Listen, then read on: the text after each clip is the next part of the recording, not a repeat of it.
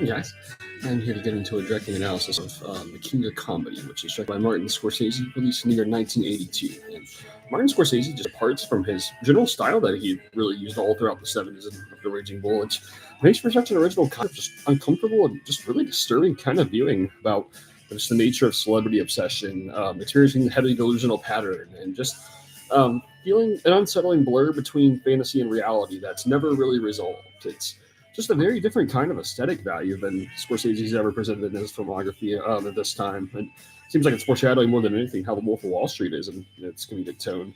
As these shots are just very claustrophobic, which just makes for a really awkward kind of scenario as it emphasizes on the uncomfortable nature of characters who often seem like they're just trapped in facing delusional pattern.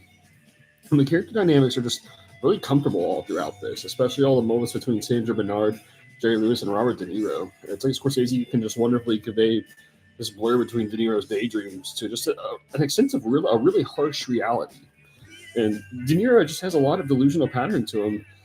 He literally speaks to cardboard cutouts throughout, along with just a really awkward time with Diana Bob.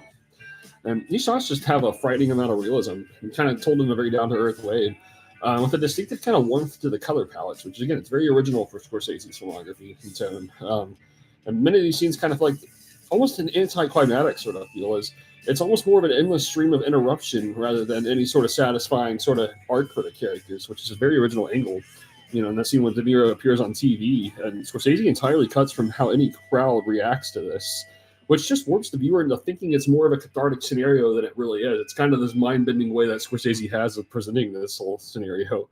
And it's an ultimate depiction of just celebrity culture, which just displays, or there's just a lot of heavily controlled control going on in this TV studio environment. And the footage feels very raw throughout. And Scorsese just presents plenty of like freeze frame elements, which just really gives it this sort of intensely toxic sort of atmosphere as it explores just celebrity worship and media culture, with just a very unsettling sense of comedy about it. It just strikes on a lot of commentary and then the obsession with being famous. Scorsese is displaying an intense contrast between just energy of a city with this polished TV studio, which this contrast kind of makes the characters. It feels like a very empty, kind of emotionally unhealthy sort of environment. It's communicated in a really subtle sort of way. And De Niro just sort of is just living to a delusional extent to just kind of perform out everybody.